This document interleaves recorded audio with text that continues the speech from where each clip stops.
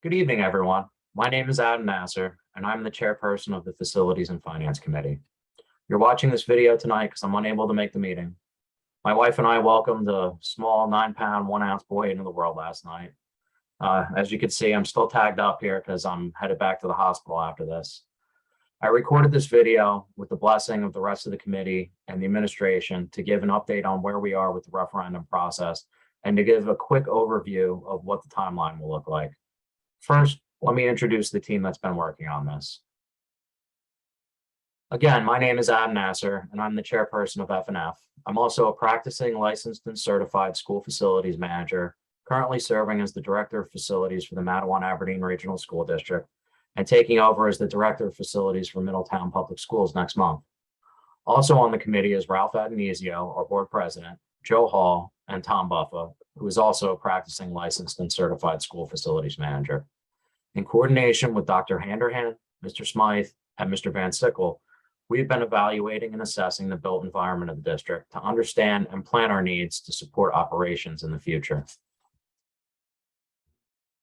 I'm going to start with the question, why now? Why, with everything going on, are we looking to put out a series of questions to the public to take a vote on? It's a valid question that has a simple answer. Now is the best time to do it. Our charge and mission is to sustain the operations of the district. Sustainability is not a vague concept. It is very well defined within the model of the triple bottom line. This visual representation illustrates the balance that we strive to achieve and encapsulates 3 different spheres of influence on the decision-making process that seeks to balance financial, social, and environmental needs within an organization. The goal is to come to conclusions that balance these 3 areas and result in a decision that falls into the center. Within the variables, there are multiple considerations. Under financial variables, the most important factor is that we have almost all of our debt being paid off this year. We would be looking to renew that debt in an environment with as low an interest rate as possible, as the interest rate is projected to increase to combat inflation right now.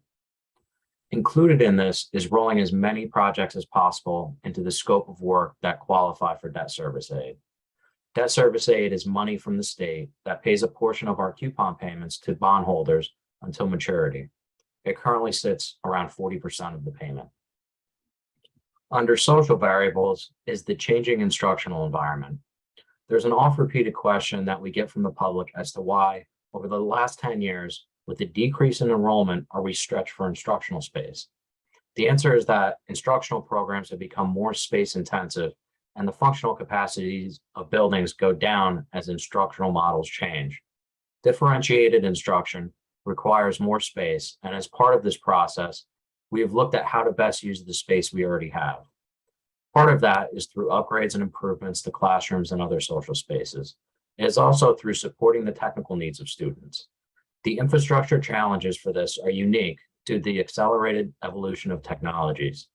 Our goal is to put the foundation in place that will support these future generations of instructional technology so that we can continue to support the upgrades needed.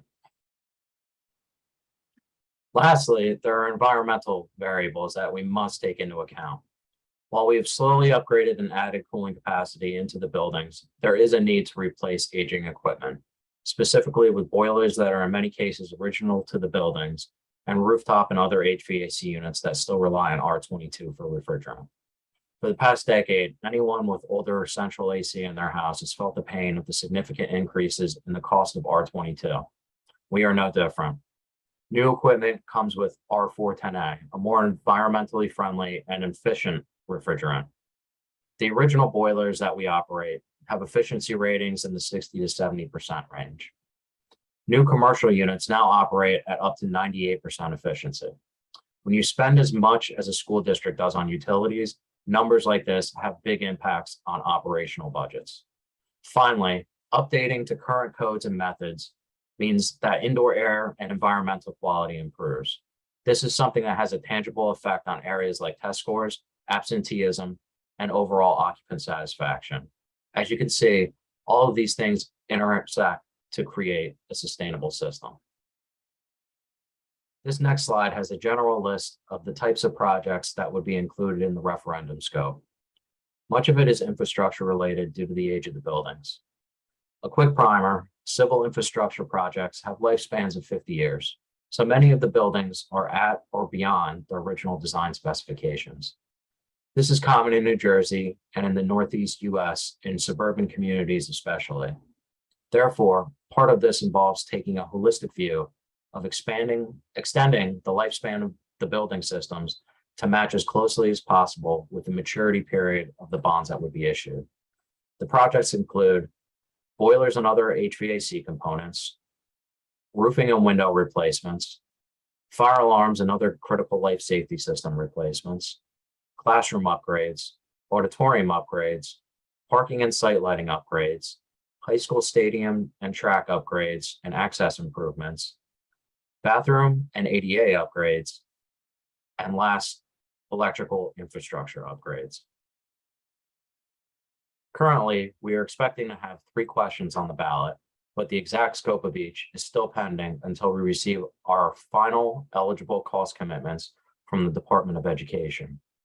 FEC letters determine our final debt service aid calculations and will allow us to finalize the last step in the financial calculations and development of the scope. More detailed information will be distributed starting in September after the start of school. We plan on having town hall style meetings, walkthroughs with parents and community members, information kiosks and postings, and an online page with videos and information. If you would like to be part of our communications committee, please reach out to Dr. Handerham. Thank you for watching and please stay tuned. I hope you all have a great evening.